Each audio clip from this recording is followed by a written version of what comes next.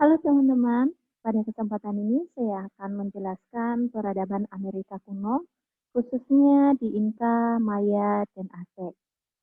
Tujuan pembelajarannya yaitu menganalisis peradaban awal dunia, khususnya di Amerika kuno, serta keterkaitannya dengan peradaban masa kini pada aspek lingkungan, hukum, kepercayaan, pemerintahan, sosial, dan teknologi. Keadaan alam Amerika. Secara geografis, benua Amerika terdiri atas 3 wilayah, yaitu Amerika Utara, Amerika Tengah, dan Amerika Selatan. Dari ketiga wilayah tersebut, wilayah Amerika Tengah dan Amerika Selatan memiliki peradaban yang maju sebelum bangsa Eropa memasuki wilayah tersebut. Penduduk peradaban Amerika kuno yaitu suku-suku Indian yang berasal dari Asia. Di antaranya, yang sudah mengenal peradaban tinggi yaitu suku Maya, suku Aztec di Meksiko, dan Inka di Peru. Bangsa Maya merupakan salah satu bangsa yang mengembangkan peradaban kuno di Amerika. Pertama yaitu peradaban Maya. Bangsa Maya telah ada sejak tahun 2000 sebelum Masehi. Mereka merupakan suku Indian yang menempati daerah yang saat ini menjadi Meksiko Selatan dan Guatemala. Setiap kota yang dikembangkan bangsa Maya memiliki karakter dan gaya seni khas. Kota-kota tersebut memiliki piramida kuil, istana berbenteng, pasar, bengkel kerja, dan tempat tinggal. Pembahasan pertama yaitu kondisi lingkungan. Kondisi lingkungan. Peradaban Maya berkembang di wilayah Guatemala dan semenanjung Yucatan. Kedua wilayah tersebut terletak di sebelah tenggara Meksiko. Guatemala merupakan wilayah pegunungan yang beriklim tropis. Wilayah ini hanya memiliki daratan rendah di pesisir selatan yang berbatasan dengan Samudra Pasifik dan pesisir utara yang berada di tepi Samudra Atlantik. Sementara itu, sebuah wilayah semenanjung Yucatan berupa dataran rendah yang didominasi oleh batuan kapur. Wilayah ini dikenal memiliki hutan tropis yang lebat, akan tetapi sungai permukaan tidak banyak diketemukan. Sebagian besar aliran sungai berada di bawah permukaan tanah yang berkapur. Oleh karena itu, sistem pertanian yang dikembangkan bangsa Maya di Yucatan adalah berladang. Sistem ini tidak memerlukan pengairan teratur seperti pertanian lahan basah atau persawahan. Wilayah kekuasaan bangsa Maya yaitu seperti Tikal, Pelengwe, Yexilan, dan Skopan. Berikutnya yaitu kehidupan pemerintahan dan hukum. Pada awal Masehi, peradaban bangsa Maya mendapat banyak pengaruh dari kebudayaan Teotihuacan di Meksiko bagian tengah. Dari peradaban Teotihuacan, bangsa Maya mengenal konsep pemerintah negara kota yang mirip dengan peradaban Mesopotamia dari Yunani kuno. Dengan demikian, setiap kota yang dibangun, bangsa Maya memiliki status sebagai negara yang merdeka. Bangsa Maya tidak mengenal sistem pemerintahan terpusat. Negara-negara kota bangsa Maya di Guatemala dan Yucatan merupakan suatu federasi longgar yang dipersatukan oleh kesamaan budaya. Sementara itu dalam bidang politik, negara kota tersebut memiliki pemerintahan otonomi sendiri. Untuk menjaga ketertiban dalam kehidupan bermasyarakat, masyarakat Maya membuat undang-undang yang sangat ketat dan adil. Sistem hukum dijalankan secara kaku tanpa membedakan status sosial. Setiap orang dapat dihukum apabila melakukan kesalahan. Berikutnya, kehidupan ekonomi. Sebagian besar masyarakat Maya hidup dari sektor agraris. Para lelaki bertani dan para wanita bertugas memasak hasil panen. Mereka hidup dengan mengembangkan sistem pertanian ladang yang dilakukan dengan tebas bakar. Orang-orang Maya menebas hutan untuk dijadikan lahan pertanian. Selanjutnya, pohon dan ranting yang mengering dibakar agar abunya dijadikan sebagai pupuk. Selain itu, mereka menanami ladang tersebut dengan tanaman jagung, kacang, buncis, dan buah-buahan. Mata pencaharian lain suku Maya yaitu nelayan untuk seperti menangkap ikan di sepanjang pantai, memelihara hewan seperti kalkun dan anjing, memintal kapas untuk tekstil, dan yang terakhir berdagang. Berikutnya, kehidupan sosial budaya dan kepercayaan. Bangsa Maya memiliki selera tinggi terhadap kegiatan yang berkaitan dengan keindahan. Mereka menghiasi kuil-kuil pemujaan dengan berbagai lambang hieroglif dan ukiran makhluk dongeng. Gambar dan simbol yang disebut glif terdapat 850 karakter. Media tulisnya adalah kulit pohon dan kulit rusa. Ada dua macam glif menampilkan gambar utuh dari benda yang dimaksudkan, menggambar sesuatu sesuai dengan suku katanya. Biasanya digunakan untuk mencatat urutan-urutan upacara agama, ilmu perbintangan atau astronomi. Dalam bidang kepercayaan, bangsa Maya menganut politeisme. Mereka menyembah banyak dewa alam seperti dewa matahari, dewa laut, dewa bulan, dewa hujan, dan dewa kesuburan. Bangsa Maya juga sering mengadakan pemujaan terhadap dewa tersebut dengan memberi sesajen berupa padi-padian dan buah-buahan. Mereka juga mengadakan upacara pemujaan yang mengorbankan nyawa manusia, karena mereka percaya bahwa dewa matahari akan makan jantung dan darah manusia untuk menentukan kelangsungan hidup manusia. Berikutnya yaitu pencapaian ilmu dan teknologi. Bangsa Maya merupakan arsitek yang terampil. Mereka membangun banyak kota besar seperti Tikal, Palengme, Yexilan, dan Kopan. Kota-kota ini memiliki tata kota yang teratur karena dirancang dengan cermat. Di dalamnya terdapat banyak podium, balai pertemuan, dan piramida kuil yang dilengkapi dengan ruang terbuka. Tikal adalah kota terbesar dan tertua di dunia yang berbentuk piramida berisi terjal. Di atas piramida tersebut, terdapat kuil yang dihiasi dengan lambang-lambang keagamaan dari stuko yang dicat dan batu dipahat. Bangsa Maya juga mengenal dua sistem kalender. Pertama, sistem kalender berdasarkan peredaran matahari, yakni 1 tahun sama dengan 365 hari, atau dikenal sebagai solar system. Kedua, sistem kalender berdasarkan peredaran kepercayaan, yakni 1 tahun sama dengan 260 hari, dikenal sebagai kalender suku Maya. Berikutnya yaitu peradaban Aztec. Pada tahun 1325, bangsa Aztec mulai membangun kerajaan besar di Meksiko. Mereka mendirikan ibu kota yang menakjubkan di Tenochtitlan. Kota tersebut dibangun di tengah danau Texcoco dan dihiasi sejumlah piramida besar.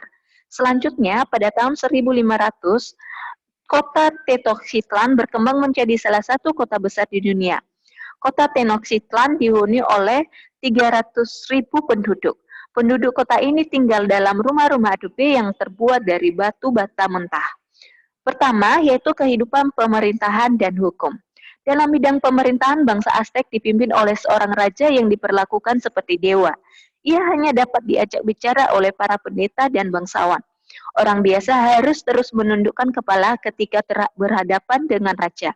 Apabila raja bepergian, ia akan duduk dalam tandu yang dipikul oleh para bangsawan. Sementara saat raja berjalan, tanah harus ditutup dengan kain supaya kakinya tidak terkena tanah. Selain bertindak sebagai kepala pemerintahan, Raja Aztec bertindak sebagai imam agung. Ia memimpin berbagai upacara pengorbanan manusia yang dipersembahkan kepada dewa Huitzilopochtli. Bangsa Aztec sudah memiliki sistem hukum yang kompleks. Berdasarkan sistem hukum Aztec, tindak pidana kejahatan mendapatkan hukuman berat. Bagi masyarakat Aztec, hukuman mati adalah sesuatu yang umum. Hukuman mati dapat dijatuhkan kepada para pembunuh, pencuri, pemabuk, dan pezina. Adapun dalam buku perdata, masyarakat Aztec juga memiliki aturan yang ketat untuk mengatur kehidupan sosial. Jika anak melanggar tata tertib, orang tuanya berhak untuk memberikan hukuman. Dengan pelaksanaan sistem hukum yang tegas, masyarakat Aztec hidup tertib dan disiplin. Berikutnya yaitu kehidupan ekonomi. Dalam ekonomi, bangsa Aztec mengembangkan sistem pertanian yang canggih. Mereka sudah memiliki pengetahuan yang tinggi tentang hidrologi atau teknik pengairan. Bangsa Aztec membangun pulau buatan yang disebut dengan Hinampa. Hinampa dibangun di tengah danau Texcoco dengan cara mengisi daerah rawa-rawa menggunakan lumpur yang dikeruk dari dasar danau dan tanah yang dibawa dari daratan dengan sampan. Bangsa Aztec memanfaatkan Hinampa sebagai area pertanian yang subur. Berikutnya yaitu kehidupan sosial budaya dan kepercayaan. Bangsa Aztec memiliki budaya militer yang kental. Mereka para pejuang yang tangguh dan profesional. Semua kaum laki-laki, bangsa Aztec dikenal wajib militer. Hasil kebudayaan Aztec yang pertama yaitu kuil yang berbentuk piramida yang tengahnya berlubang untuk memasukkan kurban berupa emas dan perak. Selain itu juga ditemukan batu di kota Veracruz yang beratnya 300 ton sebagai perwujudan dewa utama yang disucikan. Selain dari itu, mereka juga mampu mengusahakan tambang emas dan perak. Sebagai buktinya adalah menciptakan kota emas dan perak. Bangsa Aztec memuja banyak dewa, yaitu politeisme. Beberapa dewa yang disembah antara lain dewa kematian, dewa matahari, dewa hujan. Bangsa Aztec mempersembahkan korban manusia kepada dewa mereka. Manusia yang dikorbankan diambil dari para tawanan perang yang tertangkap dalam pertempuran. Berikutnya yaitu peradaban Inca. Jauh di selatan Meksiko, tepatnya di Peru, terdapat kerajaan Inca. Kerajaan ini merupakan pusat peradaban kuno ketiga di Amerika.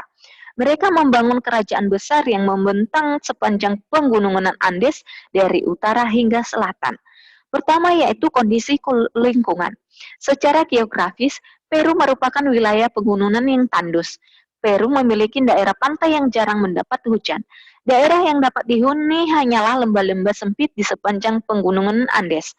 Lembah yang berada pada ketinggian sedang memiliki iklim subtropis. Sementara itu di tempat inilah buah-buahan khas Peru ditumbuh besar subur. Di tempat ini pula, bangsa Inca membangun kota Cusco yang menjadi pusat kerajaan Inca. Berikutnya yaitu kehidupan pemerintahan. Kerajaan Inca menganut sistem kekuasaan mutlak yang dipegang oleh satu dinasti. Kerajaan ini dipimpin oleh seorang raja yang disebut Sapa Inca. Sejak tahun 1438 berturut-turut, kerajaan Inca dipimpin oleh 3 Sapa Inca kuat, yaitu Pachacuti, Topa Inca, dan Huayna Capac. Pachacuti merupakan Sapa Inca yang dapat menyatukan berbagai suku Indian di Peru menjadi satu bangsa dalam kerajaan Inca. Ia menetapkan bahasa Lingui Franca atau bahasa persatu pergaulan di Peru. Selama memimpin Inca pada tahun 1438 sampai 1471, Pachacuti pernah membuat undang-undang baru yang menyatakan bahwa setiap warga negara harus menyembah Dewa Matahari. Ia juga menyatakan setiap kejahatan akan mendapat hukuman berat. Berkat pelaksanaan hukum yang tegas, kerajaan Inca memiliki tingkat kejahatan yang rendah. Bangsa Inca tidak mengenal sistem penjara. Jika seseorang melakukan kesalahan untuk pertama kali, ia akan mendapat teguran dari pemerintah. Selanjutnya, apabila ia masih melakukan pelanggaran untuk kedua kalinya, ia akan mendapat hukuman mati. Berikutnya yaitu kehidupan ekonomi. Kegiatan pemerintahan bangsa Inca lebih baik dibandingkan bangsa Maya dan Aztec. Bangsa Inca telah mengenal alat pertanian sederhana berupa cangkul bermata perunggu dan tongkat penggali yang mirip skop. Bangsa Inca telah menerapkan teknik terasaring pada lahan pertanian yang berada di lereng Bukit Terjal. Di lahan ini, para petani Inca menanam jagung, buncis, labu, dan buah-buahan. Berikutnya, kehidupan sosial, budaya, dan kepercayaan. Bangsa Inca hidup dalam sistem feodalisme. Para bangsawan Inca hidup dalam suasana kemewahan. Dalam kehidupan sehari-hari, bangsa Inca memuja Dewa Matahari. Dewa ini dipercaya telah menurunkan keluarga Raja Inca, oleh karena itu seorang Raja Inca atau Sapa Inca akan dipercaya sebagai keturunan Dewa Matahari. Selain memuja Dewa Matahari, bangsa Inca melakukan pemujaan terhadap roh leluhur seperti bangsa Mesir. Bangsa Inca mengawetkan jasa leluhur dalam bentuk mumi. Bangsa Inca tidak mengenal tulisan, akan tetapi mereka menyimpan catatan tentang memori dan pesan dalam bentuk kuipu. Kuipu adalah seuntai tali dengan beberapa tali menggantung. Tali ini memiliki beragam warna dan masing-masing bersimpul. Setiap simpul mewakili potongan informasi yang biasanya berupa angka. Para penerjemah kuipu akan membentangkan tali bersimpul dan membaca informasi ke arah bawah. Demikianlah tentang peradaban Amerika kuno. Saya ucapkan terima kasih teman-teman.